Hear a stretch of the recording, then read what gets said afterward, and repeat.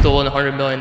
He took a laptop of a friend of mine, had a wallet full of 2,000 Bitcoin on it, and at one point Bitcoin being priced at 60,000, you could do the math, this was a significant amount of money. When was like that first viral video that you made? It was about a 17-minute video. I release it, 50 views. Something happened, that video did one of these numbers, 70,000 views in a month. You expose a lot of these gurus, right? Yeah, Mikki's the best example for that. I'm gonna sit down with you and be like, I don't agree with anything you say, but I'm gonna at least give him a chance to speak. I would love to start a company to wipe out all attorneys. I don't want them to exist. When my case is over, I'm gonna blow open how much of a scam the legal industry is. Same thing with doctors. They're incentivized to prescribe pills. If they were incentivized equally to prescribe natural remedies, we wouldn't have a crisis on our hands. What do you think is gonna happen when we pass away? You're gone. Darkness. Darkness. Do you think it's gonna be nothingness like that? Yes.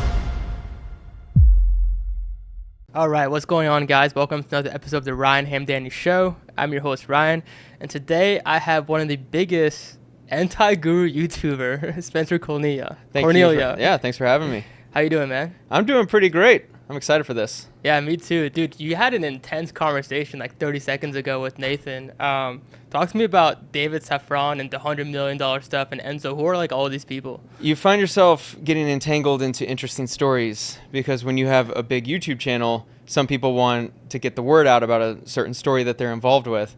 And so somehow it sounds like your buddy over here is a subject of a video series that I made. Enzo Zelocchi is this wannabe actor from Italy that lives out in LA, and fake social media profile and all of this. Just a fascinating story that I found myself getting involved with, and it sounds like the story was much bigger than I actually knew of. Wow. And he was well aware of probably the story that is the story behind the story that I covered. Wow. And where does the 100 million come from? I guess the stolen $100 million. Sounds like Bitcoin. I'm not too sure about that number. I'm not okay. too familiar with that whole side of the story, but it does sound like a Ponzi scheme. Yeah. And Ponzi schemes grow quickly. Yeah. Did you ever get scammed out of this whole thing, or? No, thankfully, no, I haven't. Okay, cool. Like, what was it? Was it like a funnel where they're saying, hey, make money off this thing? Like, how did that work? It was just a story I covered. It was a guy who was trying to be an actor. He was, essentially what happened is he took a laptop of a friend of mine. That laptop had a cold wallet on it, or I'm not too sure the terminology, but it had a wallet full of 2,000 Bitcoin on it. Yeah. And at one point, Bitcoin being priced at 60,000, you could do the math, this was a significant amount of money. So the only way to access that Bitcoin was to access the laptop, or the wallet through the laptop. This guy did not have the password. And so he had the laptop, but could not access the Bitcoin. Right. We needed the laptop back. And so by telling the story, we were hoping that Enzo, this wannabe actor, was going to come back with the laptop and give it over. 2,000 Bitcoin, you do the math, man. That's a lot of serious money. dough. Yeah. So that's all I'm aware of. It sounds like the story is much bigger, though. And so in one of the videos, there was a picture of Enzo going to lunch or going to Starbucks with some guy with the last name Saffron. I think it was David Saffron was the dad. There was a son involved. The son or the dad, one of the two were on some famous show as a chef or something. Like one of them runs a restaurant in town. And anyway, there's like a whole story with him. And then now I'm finding out that he might have been running a huge Ponzi scheme. So like, why was Enzo, the guy who's stealing Bitcoin, why was Enzo hanging with David Saffron? Holy crap. Now that's like a whole another angle to this story that I wasn't aware of. Yeah. So how did the laptop even get stolen in the first place? Was it like a break into the house? Through a friend. No, so it was a mutual friend. I guess this Enzo guy befriends someone. That friend had the laptop, and just through social engineering, you show up at someone's house, you walk out with a laptop as a buddy. You know, it'd be like if I went to your house and, hey man, I'm gonna go to the bathroom, and then go grab the laptop, put it in my car, and then head home, kind of thing. Good to know, man. That is really good to know, because like I'm actually moving with like 3 to 4 people. I really don't have any idea who they are. Well, the one person I know, but like the other 3 or 4 is like their friends. Definitely gonna keep my laptop away. Maybe have a camera in the room or something. Thank you for letting that know. And guys, have a camera in your room or something. It's not a bad idea. Yeah, definitely. And you're into house hacking too, right? Correct. Yeah. So I deal with multiple people living in the same house under one roof. So I can tell you all about how to best manage that. Yeah. Are you living with people right now or by yourself? Yep. You are? So I live in a 6-bed house with 5 others. Oh wow. Are you friends with them, the 5 others, or? I am now. Yeah. I'm friendly. I'm the best landlord in the world. Yeah. So I'm cool with all of them. Yeah, they all move in and we all become friendly just by the nature of the culture that I create. Makes sense. And what does that culture look like? Basically, I have a house rules document that I give to all tenants, and I make it very clear about what I expect and the rules of the house. No noise. You are quiet. Go in your room, mind your own business, be responsible. be nice to others, clean up after yourself. I have a maid service come twice a month, so the culture in the house is clean. The house is always clean. The house is a 2021 build, so it's pretty new. It stays clean. Everyone keeps to themselves, keeps clean. Pretty easy going. Gotcha. Yeah, I'm definitely gonna need that document for sure. Because the house, it's a pretty sick house. I definitely want you to come by. We have a lot of big plans for it. But anyways, you started a YouTube channel, was it in 2015? Correct. And that was when you also moved to Vegas, right? Correct, yeah. So I actually started it when I was in Oakland, January 2015. I was working for the Oakland Athletics. I was doing ticket sales, which was not a good gig in any way. I mean, there was a great organization, but as far as possibilities of upward trajectory within a career, it was pretty crappy. And so I wanted to start some type of side hustle. I saw this thing on YouTube. I've been into YouTube since like 2008, 2009, back when you were born, I think. And so I saw the growth of it. I was like, man, I know this thing's going to be the next big thing. Yeah. And so I wanted to start a YouTube channel back in like 2012, 2013, just wasn't at the right place and time in life. And then 2015, the YouTube fitness world was starting to take off. And I was going to the gym all the time. I was like, why not take a camera and try to work out on video and then turn it into a YouTube channel? So I started January 2015. I didn't move to Vegas until August, September 2015. Oh, wow. And how did that, because I know your parents, dad was a financial advisor, right? Or Correct. Still is. Yep. And then your mother is a fitness instructor? Correct. How did that play into like the role of like you becoming a YouTuber and getting into like this niche? It was all on my own. Okay. I didn't really tell them. I mean, when I did notify them that I was doing that on the side, they thought it was really weird. Yeah. You got to go back to 2015. YouTube was not as mainstream as it is now. Now you can go to parties now and people in the 50s, 60s, 70s probably have at least a decent idea. Like, oh, okay, YouTube's like a thing. When you say you make YouTube videos, we know that's a career now. Right. In 2015, it was like, whoa, what are you doing? You're putting videos of yourself on the internet? It was a very weird thing. And so it was a natural hurdle to get over of like, no, this is normal. This is what my generation does. You make videos of yourself, you put it online. Yeah. And that's the hopeful career. Right. What's the? Oh, I keep forgetting that guy's name. But it was I think it was the guy that inspired you to be a YouTuber. What's his name? CoffeeZilla. CoffeeZilla definitely inspired me him? to do my current style. Okay. So going after fake gurus was all CoffeeZilla. Was he posting in 2015? No, this was 2019. So 2015, okay. I started with fitness videos. Then I did about videos about my coding boot camp experience in San Francisco, Oakland area, and then I kind of pivoted. I pivoted a few times, but it wasn't until 2019 until I found. At that time, I was wanting to make videos, real estate videos about stuff that they didn't show you on TV shows. Mm-hmm. I started with that kind of branding, that niche of here's what they don't want you to know, if that's like the concept. And so seeing CoffeeZilla at some point, I don't remember the exact dates, but it was fall of 2019. It was like a Friday night, and I saw him talk about Fake Guru Fridays. Yeah. It was a video series he did. And I was like, oh, this is interesting, because I felt the same way when I saw a lot of these internet marketers running big ads, claiming to be experts in these various areas in social media marketing. Makes sense. And so I was like, oh, man, this is an interesting niche. I think I could give an objective view. And so that's what started the new path, the one that ultimately led me to my success. Makes sense. So 2015 you started, but then 2019 is when you actually got into like this niche you're in right now. Correct. So you basically swapped, what was it, 2 different niches? You went to fitness and you went to coding? Yeah. And then I was also doing some like personal finance of just what I was up to. And then I was making some videos on real estate. Like, here's some real estate investors you should follow. Here's some shows that talk about real estate that I think are hiding some true details. Because at that time I was flipping real estate. I had a job, but I was flipping houses on the side. I had bought a fourplex. And I was fully anticipating being a full-time real estate investor very soon. Mm-hmm. And so content, of course, on YouTube should be about real estate, because that's what I wanted to become, a full-time real estate investor. Gotcha. And when was like that first quote-unquote like viral video that you made? The first one that was probably the most important was in the summer of 2019. Before I even saw CoffeeZilla, I made a video about buying my fourplex on what's called owner will carry financing. That's where the seller finances to you. You don't go get a loan from the bank. I did a deal it took a year to close, and it was about a 17-minute video. And that video was just me talking to a camera.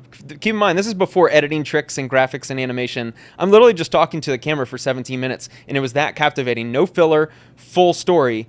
And that video, I release it. I had like 100 subscribers at the time, 50 views. And I was like, man, this was the video I thought in my eyes. This is an interesting story. I thought it'd be the one that maybe, just maybe, if I have what it takes to make it on YouTube, then this video will take off. Right. Brum, brum, brum. Fail. Yeah. And then fast forward like 3 months, the video was still at like 50 views, and something happened. It found the right audience or something, and it took off. Right. Up to that point, I maybe had a few videos, like 1,000 views about coding boot camp, because no one else was talking about it, and I was. So sure, I racked up some of those views, but my videos were by no means quality videos. Right. And once that video took off, that was probably July, August, September, somewhere in there, 2019. That video did one of these numbers. It was like 70,000 views in a month, which for me at the time was eye-opening, like crazy. Share with my parents, like, look, I made it, Mom, kind of thing. And it was at that moment where I realized I at least could make it if I made the right videos. Makes and sense. then I don't remember the exact dates, but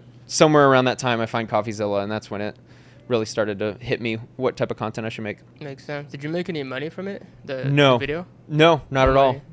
No, Wow. I didn't hit enough penny? views. I didn't have 1,000 subscribers, and I didn't have the watch time hours to be monetized. I didn't get my first monetization check until February or March of 2020. Oh, wow. Yep. So it was a full 5 years after I started till I made my first dollar. Wow. So, and now I think it's changed, right? Like they just changed that? I think they did. I think it's a little more lenient on getting monetized. More lenient for sure. Do you know what that number looks like? 1,000 subscribers and 2,000 watch hours or 4,000 watch hours. Okay. Or something. I'm not sure. How easy is that, or how hard is that to get for new YouTubers? If you're very skilled, you could do it in your first couple videos. You should be able to do it in your first couple videos. So for instance, me, I'm a pretty skilled YouTuber at this point. I have a second channel. I've only released 2 videos, but I have 4,000 views total, and I've only released 2 videos in a couple months. And I'm already at like 375 subscribers. Wow. So if I actually put real effort there and released somewhat consistently, I could probably hit it within a month or 2. Yeah. A new YouTuber, it's going to obviously vary, but I mean, it's going to take a long ass time. It's hard, man. YouTube has never been this competitive. Yeah, I bet. I mean, people are starting YouTube channels every single day now. It's crazy. Well, and you're also competing with many people that now have second and third channels and podcast channels. Yep. And you have TikTok. That's attention. At the end of the day, this is all that matters is attention. Where's your attention? Are you watching YouTube? Are you watching TikTok, Instagram?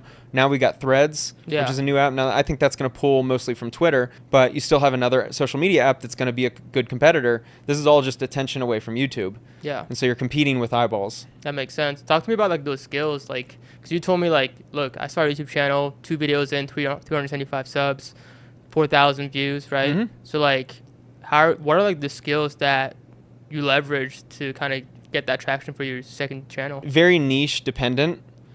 I would say if you're going to be in any type of entertainment side, because you can make podcasts, entertainment, vlog style, interview, like there's so many different ways to make videos on YouTube. So I'll stick it over the macro level view of entertaining content. Yeah. You're going to have to be able to tell stories. You're going to have to make it engaging. You're going to have some type of personality if you're out of the studio. Yeah. You're going to have something that gets people to really watch. Like, what's the actual theme? So what's the idea behind the video? Makes sense. For instance, my first video was what 1 million buys you in LA versus Vegas. That's naturally interesting because a lot of people who are into real estate, they want to see like, oh yeah, I hear about LA being so expensive. What is a comparison of what 1 million gets you in Vegas and LA? And I made it it was edited well. So storytelling is a huge one. Coming up with an interesting idea that's somewhat novel that'll captivate the audience, and then editing needs to be in such a way that is engaging for an audience member to not ever feel bored or not ever feel like, okay, got to move the story along. Yeah. And then of course the packaging of the thumbnail and title is incredibly important. If the title is I went to LA, no one's going to click and watch on it. But if you do, what 1 million buys you in LA versus Vegas, now all of a sudden you might get clicks. That makes sense. So all of these things matter. Yeah. And I think I saw this in the No Jumpers interview that your videos, they're just like, there's not really kind of intro or anything. It was like, hey, subscribe. It's just like, boom, straight to the point. And then you don't even do an outro, do you? No, I generally don't. Yeah. No, I care most about audience retention and audience. When people watch my videos, I want them to never feel like I wasted their time. Right. Because if that's the case, if that's the feeling that my audience can have, then I know the next video that I release, even if the topic or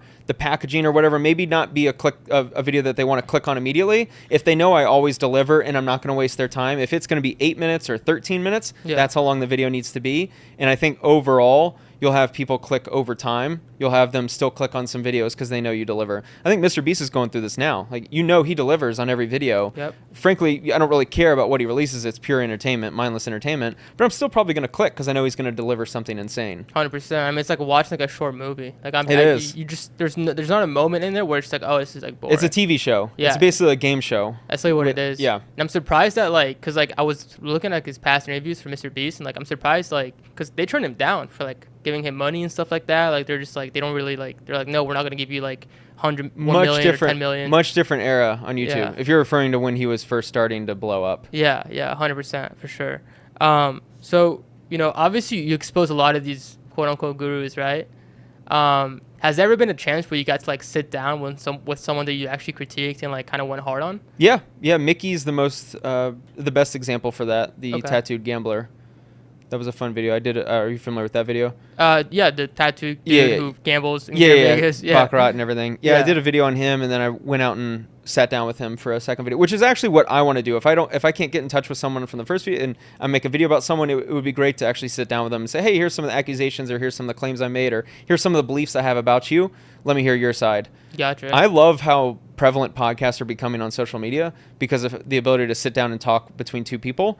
I think there's a lane right now, the one that I can fulfill, which is opposite of what a lot of podcasts are. A lot of podcasts are promotion, positive, right, all good spirits, all that stuff. There's no one that's like, yo, I'm going to sit down with you and be like, I don't agree with anything you say.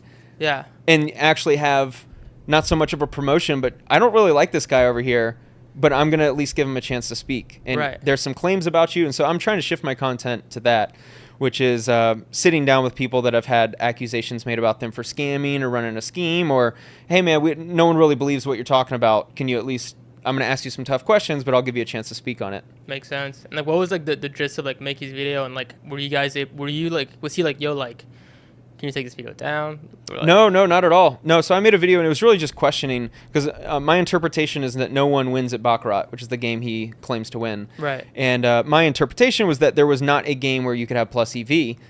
Still my belief. I don't know if you can actually win long term. Actually, I hung out with a gambler the other night. I met at the casino, and he said he is aware of some people that do win at Baccarat long term. There's like a very specific strategy, and you have to get hot and know when to leave. So I still don't know. But anyway, I sat down with him and just gave him a chance to say his side of the story, and left it at that. And he wasn't just like, yo, like, take the video down? No, super cool. Yeah? Yeah, super cool about everything. When I hung out with him, he was just like, yo, you can ask me any question you want. I'll answer any question you want. There was nothing that was like, hey, man, well, we talked about that. Can you take that off the video? The second video was just us hanging out and me asking questions. What's funny is that video had the most hate I'd ever experienced up to that point. Really? I'm talking like there's general hate just putting content out. You're going to get some negative comments. That's not really hate. There's a difference when you feel like people are coming at you personally. That's when it becomes hate versus just like an annoying anonymous commenter. That video had more hate than I'd ever seen before. There's a 2+2 forum that railed against me. It just hated on me because I hung out with him, and they hate Mikki. Really? And so of course I made a video where I didn't literally like punch him in the face, I didn't tear this guy up. It was so bad. It was like 57 pages about my video. I'm being a little facetious here. It wasn't that many, but I mean, it was so bad that I actually created an account and went in and just like answered some of the questions, because then they were coming at me, like coming at my reputation and saying certain things that were not true. Yeah. And so anyway, but the funny thing is it's a 97% like ratio. I meet a lot of people in person who like recognize me and like, oh, I love that video you did with Mikki. You did that video with the gambler, right? Yeah, I love that video. Yeah. So it's just a reminder that a lot of people in comments think they're right. They like, oh my God, Spencer lost his reputation. Even to this day, some people are like, you made that video with Mikki. I can't watch you anymore. Yeah. 97% like ratio, 1 million views. Not a single person has reached out and said, hey, because of your video, I gave Mikki money and lost money. Like, not a single person's lost money. They all call him a scammer. And I'm like, okay, what's the scam? They never respond because they just want to throw out accusations. Right. But I'm like, what's the scam? No one gave him money. Right. If you don't give someone money, what am I missing here? Yeah, there's no scam. There's no scam. Like, if he was selling something, or if he was taking on money or raising money to gamble, my video probably would have been a lot different. Like, hey, let's show some like actual books. Let's like really dig into the numbers here. I want to protect people following me. But he didn't take on any money. And so that makes sense, like, who cares? I just interviewed a guy. Yeah. If he wins or doesn't, like, that's irrelevant to you. Exactly. And thankfully, most of the audience loved it. 97% like ratio. Majority of the comments are positive. But still, most hate I'd ever gotten. And I feel like the hate, like, I feel like it's all from like the internet, right? It's like there's not really. Is there anyone like that came up to you in base like, yo, Spencer, like, I hate you. Like, I hate all your videos. No, Go to Jake hell. Paul. Like- A couple years ago, Jake Paul talked about this. He's like, I'm one of the most hated people on the planet. I've never had one person come up to me and say I hate you. Wow. Jake Paul is one of the most hated people, or hated, quote unquote hated. Yeah. But no, you'll realize, dude, a lot of these people are so tough in the comment section. They're so tough, and they're the Keyboard hardest warriors. dude. Yeah, no, it's so true. Yeah. Now, granted, there might be people out there who have seen me in public, and they just didn't. They're not going to come up to me and be like, "Hey, I don't like you." So that's true. You don't know about. You have like a sampling bias where you're only receiving compliments from people who would come up to you. You're not seeing the people that didn't come up to you. Yeah. So that could exist too, which I obviously would not be aware of. Yeah, and to give Jake Paul the benefit of the doubt, he does roll with like a heavy squad security, right? That's so, I mean, true. There's not really people that are going to come up to him because his whole security is basically strapped, right? True. They're going to get shot. True. Quite True. literally if something happens, right? Do you roll around security or no? No. No. I would never need security. Really? No. I have almost 500,000 on YouTube, but I'm so irrelevant in the grand scheme of things. Really? So irrelevant. Yeah. Huh, that's an interesting perspective. No one knows me. Like, sure, I get recognized reasonably often. I mean, more than the average person, obviously. I get recognized once or twice a month, but Yeah. and certainly more if I go to places with context. Like the other day, I got recognized at the casino three different times in 2 days. So like that stuff happens, but it's all just like, hey man, love the content. That's it. Yeah. I've never felt a need for security.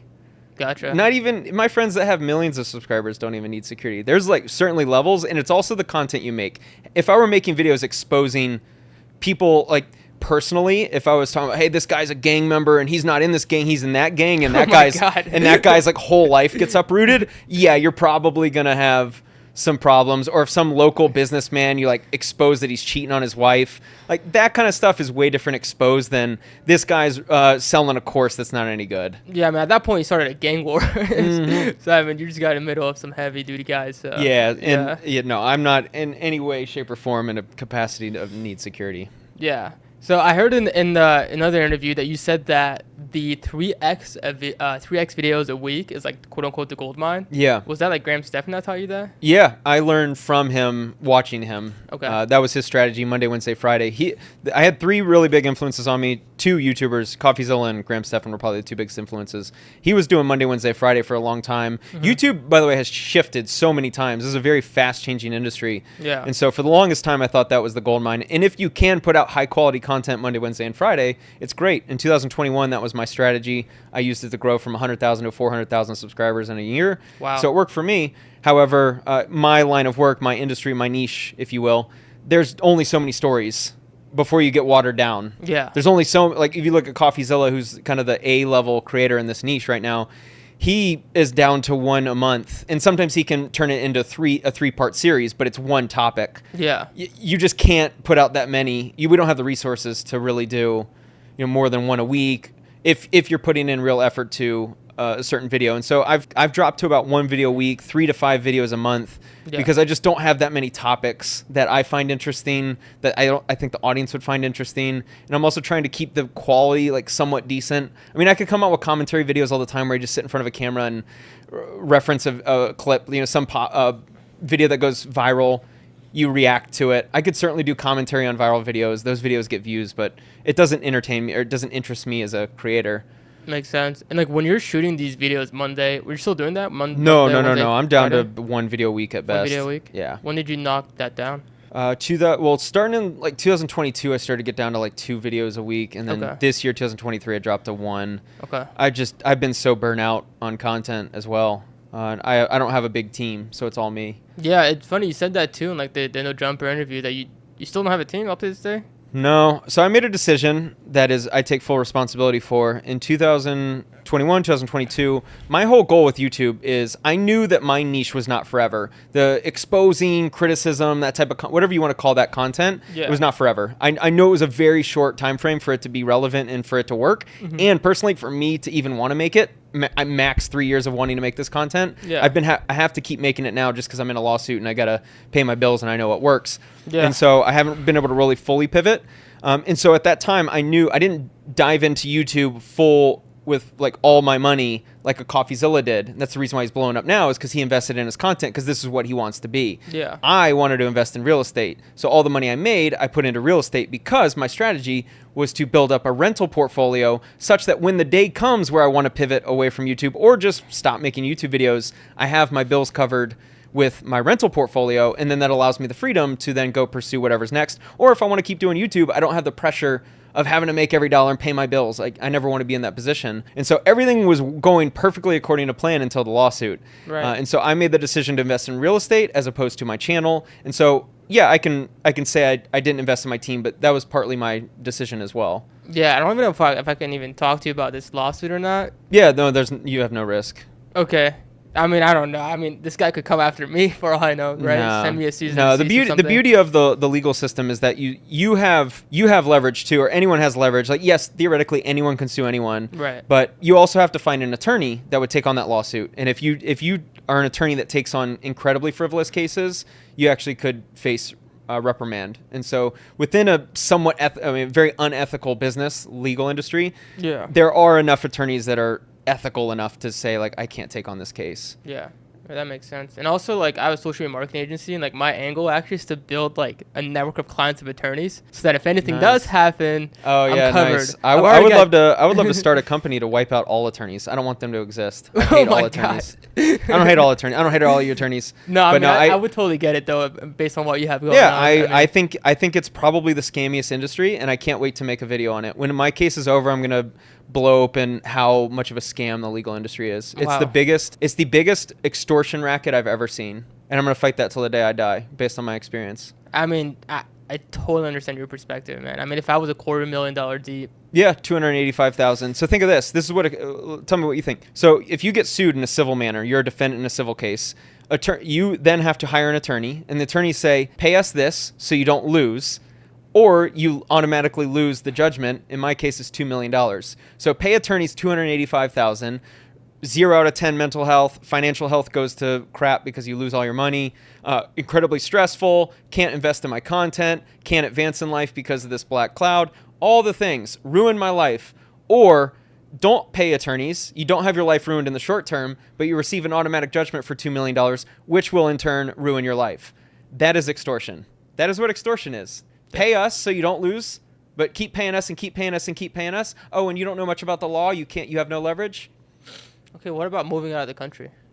Yeah, there's strategies, but then you just ruin your life. I'm not saying ruin your life, but like, I can't just uproot my life. My rentals are here. My family's here. My friends are here.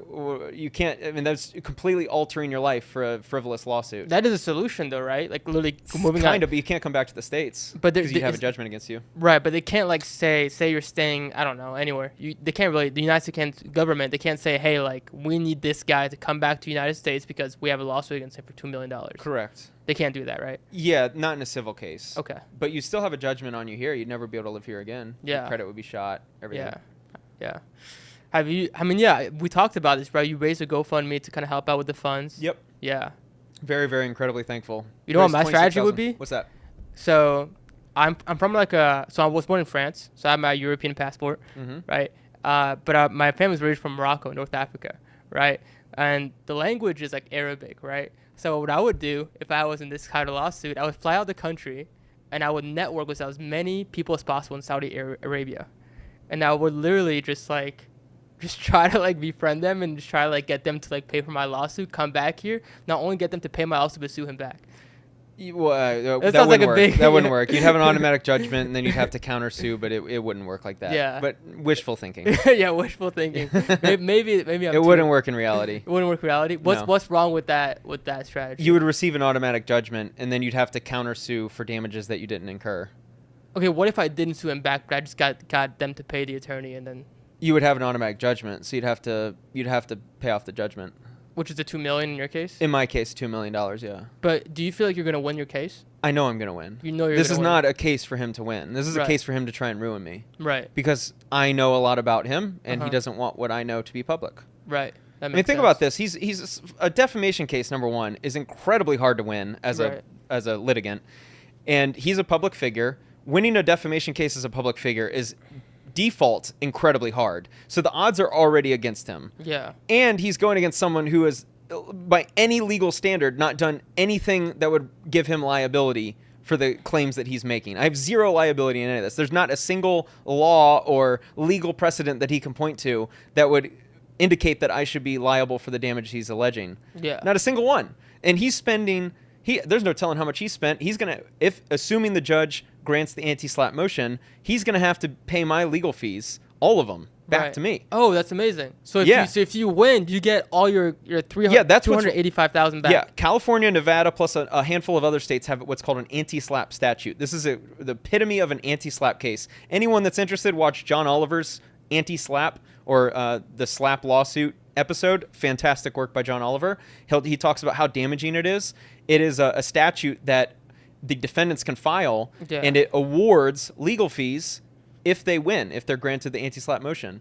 And so a SLAPP lawsuit is SLAPP, Strategic Litigation Against Public Participation. It's essentially when wealthy people could sue journalists because they just wanted to silence criticism. Well, we as a society need to come up with a way to stop that, because there's a lot of journalists out there and reporters, and I would consider myself one, that unveils stuff by the wealthy or corporations that are screwing people over. And you want those people to have a voice and not be threatened by the burdensome nature of a lawsuit. And unfortunately, I'm a victim of this, which is why I'm hopefully going to create something in the future that prevents anyone else from experiencing something like this and not giving a single dollar to another lawyer for the rest of my life. That would be ideal. Side rant over. Yeah. But anyway, thankfully, if the judge grants the anti-SLAPP, then I'm assuming he'd appeal. He does have the ability to appeal, but for the most part, he would have to pay up entirely. So best case scenario is all the money you spent, $285,000, you get it paid back, and that's it, right? Yeah, that's the best case scenario. So the best case scenario still exists. If the judge grants the anti-SLAPP motion and the plaintiff in my matter has no interest in appealing that ruling, then yes, I would receive all my legal fees back and the case is over. Worst case scenario? Worst case scenario is that the judge wakes up one morning and forgets the law and doesn't see the case the way we do and decides that this needs to go to trial. I'm assuming we do have the right to appeal, and so I'd assume we'd appeal. Somehow the appellate court somehow wakes up that morning and has no idea about the law and forgets everything they know about defamation law and thinks for some reason this needs to go to trial, and then we go to trial. Gotcha. That'd be the worst case scenario. I'd be bankrupt. Gotcha. And when does that decision come in? We don't know. We're not given a date. We're told to expect later this year, September, October, November, somewhere around there. Could be a year. Okay. We don't know. And what are you doing to prepare? I'm trying to make as much money as I can today. Gotcha. And what does your schedule look like when it comes to trying to make as much money as possible? Every day I wake up, it's not, I don't really work that hard in the sense that I don't have tasks. I'm not on a manager schedule where every hour is blocked off and I have something to do. What's really tough about my line of work is you're always looking for stories. Yeah. I don't have, for instance, if I had someone on my team that gave me the story and gave me the research and every single day I could wake up and just work on a video, that would be great.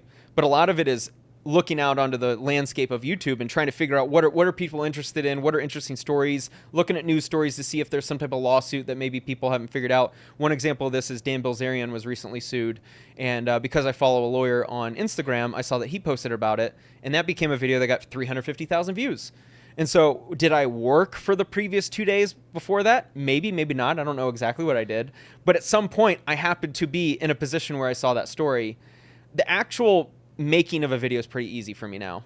It doesn't take that much time. And so day to day, it's just so hard to answer. I spend a lot of time just looking at the landscape at social media at large, just to try to figure out what people are interested in. But once it comes time to, once I have a topic, it becomes pretty easy.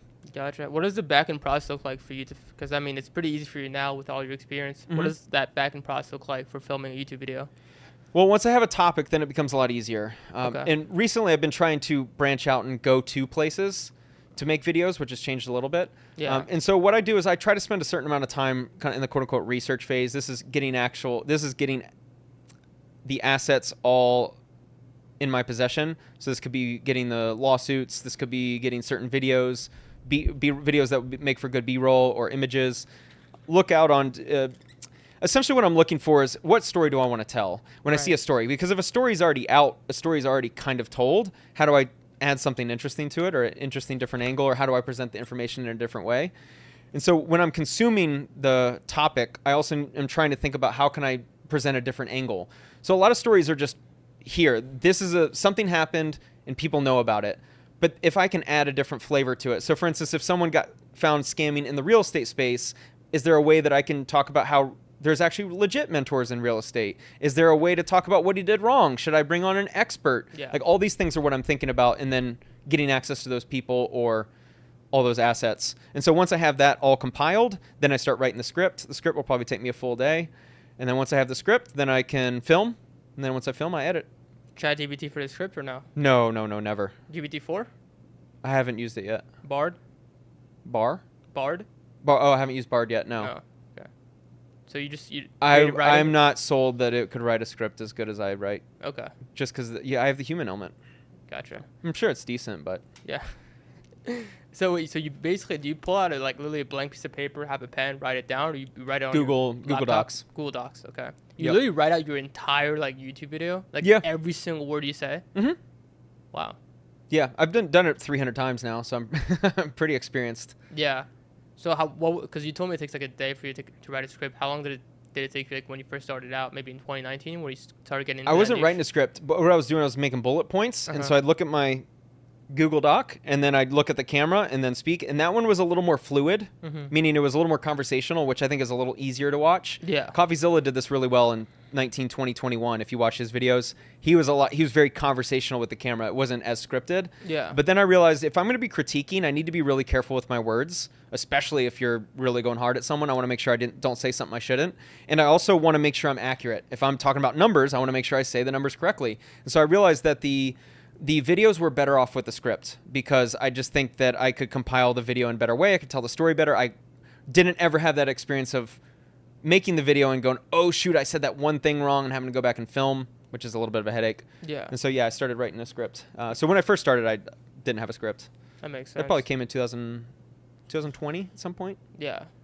And if you could best describe how do you, because I feel like the algorithm changes every year, 2 years, right? Algorithm doesn't really change so much. It's people's interests is what changes. Okay. For instance, I used to make videos that would get 100,000 views that today would get 20,000 because it's just not as interesting. People don't care about the topic. I used to talk about people's sales funnels or this fake guru and literally just react to his webinar. I'd show a clip of his webinar and then react to it. Yeah. That could get 80,000 views first day or two. If I made that video now, 15,000 views max. So what changed? Just people's interests. Because we're in the entertainment space. You have to be novel. Right. Everything has to feel new.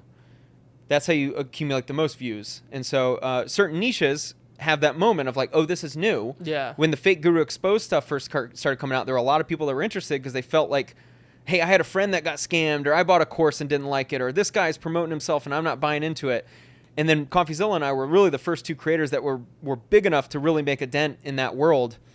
And so that was the newness of it. 2021 was its peak, and then 2022 you could start seeing that it wasn't as interesting. If you wanted to get the same amount of views, you had to present something different. And so here we are, 2023. I don't think that niche is as hot, and so you have to now come up with stories that are a little more interesting. Maybe the subject is a bigger name, a Dan Bilzerian, or you have to unveil something that people don't know, or you have to cover a topic that is just naturally interesting and engaging. So it sounds like it just all comes down to literally the research. You're just on Instagram, you're on YouTube, looking at what people are posting, and then just kind of putting your own spin to it, really. Correct. Okay. Yeah, so the hardest days of my life are the days where I don't have a topic. Okay. Because those days suck. If you actually look at my day, and you just audit my day and go, what did you do today? Yeah. Some days, at the end of the day, I didn't accomplish much, right, which stinks. But then the next day I might be doing the same thing and come across a story, or someone reaches out to me and says, hey, here's an interesting story idea. Boom, I got it. Yeah. Then you can start working. I mean, theoretically, the best day for me, if every single day could be spent making a video, that'd be great. And you do all your research yourself? You don't want somebody else doing it for you? Correct. All on my own. Why don't you create an SOP for that? I just haven't. I don't know if there is a way. So I'll give you an idea. Yeah. Right? You basically create a Loom video, or you record yourself researching yourself for 2 or 3 days. Mm-hmm. And then you basically create a Word document with that video. And then you just kind of go through trials and errors and hire people from, whichever websites you want to use.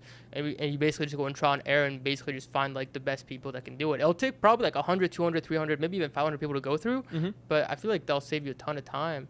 Yeah. I mean, in one angle is it's going to take you a bunch of time to get there. So you're spending time doing something, a significant amount of time doing that versus also what I do is not that hard. The skill set I have is not replaceable. which is being able to compile everything into a video and figure out the right topic. Okay. That's the challenge. And Mr. Beast talked about how like when he makes it, before he even makes a video, he comes up with like the thumbnail, the title. Do you do Correct. the same thing? No. Thankfully, a lot of my videos, I'm relying on the subject I'm talking about. Okay. So I don't have the same type of issues he would if you're out in public. So like for my second channel, I need to think about thumbnail and title first. Okay. Because that shapes the whole video. But my videos aren't going to change much based on the thumbnail or title. And what's your second channel? My second channel is Spencer the Investor. I've only put out 2 videos, but it's more real estate and investing focused. Oh, okay. That makes sense. And speaking of like legit gurus, right? Because your whole thing is like was anti-gurus, but now it's like anti-fake gurus. Anti-fake gurus, right? Yeah. Is there like any like real gurus that you bought a course from that you actually benefited from? There's hundreds. There's hundreds that I haven't You bought hundreds of courses? Oh, no. But like for instance, Skillshare is a course platform that is outstanding by a bunch of people that have an expertise and they share that expertise in a video course format. Yeah. Makes sense. So, yeah, that's do funny. You use Skillshare? Yeah, I'm still a member of Skillshare. Oh, okay. It's great. Are you sponsored? I did one sponsor through Skillshare. Skillshare, please sponsor me.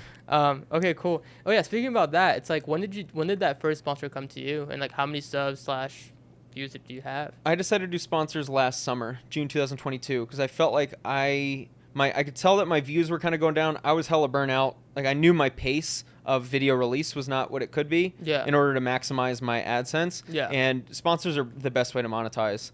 I went to a buddy of mine who runs Creators Agency, and I was like, I'm interested in doing sponsors now. It was all because of my legal bills and because my legal bills were like 15 grand a month.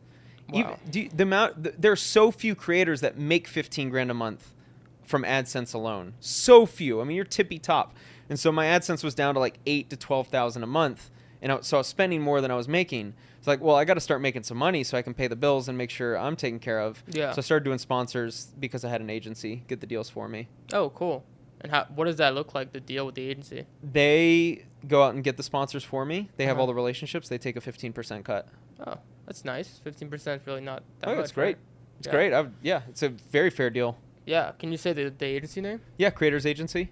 Oh, okay. That sounds like a really like generic like agency name. Yeah, it works. It's a good name, I think. How did you like find them in the first place? I used to do mentorship calls with Erica Kohlberg. She is the co-founder of Creators Agency. So I was doing that back in 2020, back before she blew up on TikTok. Oh. And so I was cool with her. And then Apple is her co-founder. Apple is friends with Jack Selby, who's co-host on the Iced Coffee Hour. Oh, and so I linked up with Apple through Jack.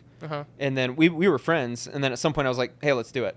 Because he had brought the idea of sponsors to me. He's like, hey, if you ever want to do it, come to me. We'll get you handled. Makes sense. And so then at some point when I was ready, I already had that relationship. And you said you were paying the co-founder of Creative Agency for mentorship calls, or she was No. We were friends. No, it's for like because you said you were doing mentorship calls, right? Yeah.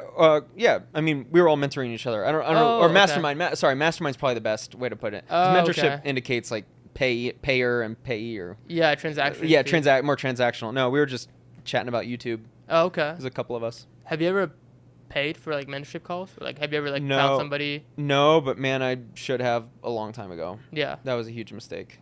Yeah. Yeah, I think I read it in like Ryan Piana's book, like The Wealthy Way, or something like that. He talked about how like the fastest way to like fast track your success is really just pay somebody that's done it already.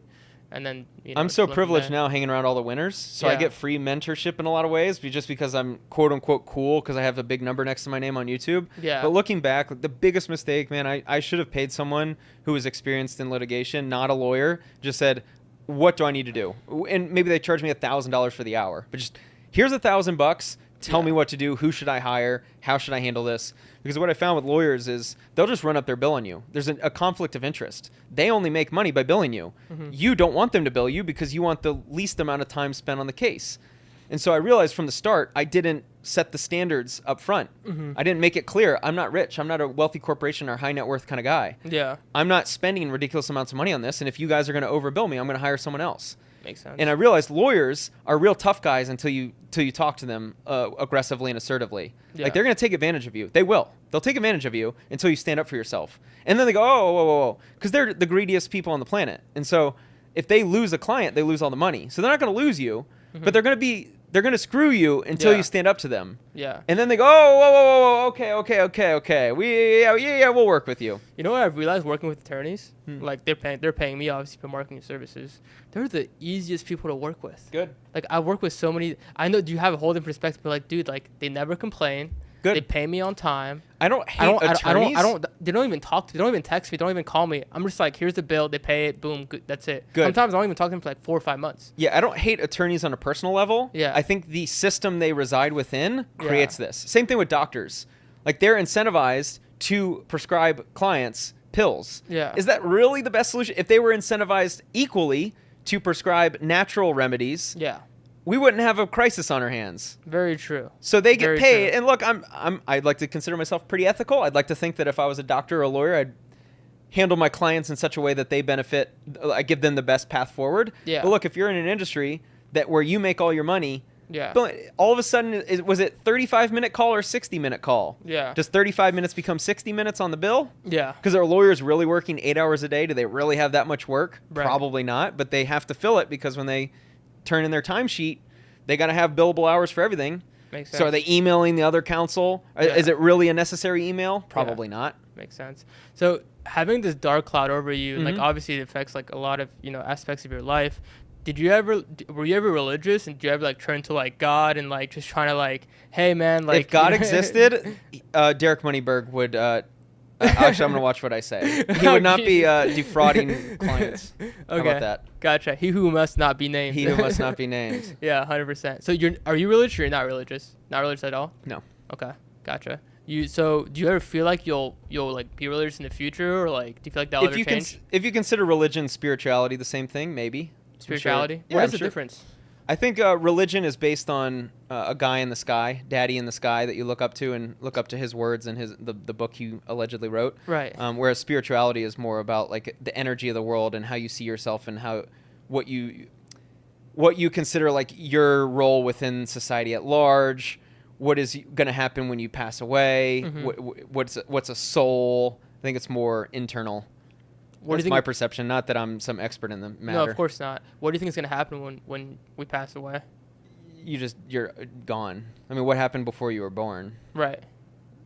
Darkness. No it's thoughts. The same thing. It's like nothing. It's gonna be the same thing. Nothingness. You think it's gonna be nothingness like that? Yes. Man, that sucks. That sucks. That's why religion exists. Is it gives people something to believe in. Yeah. It's a very challenging concept. Like the idea of once you're dead, what happens? It's just it's over.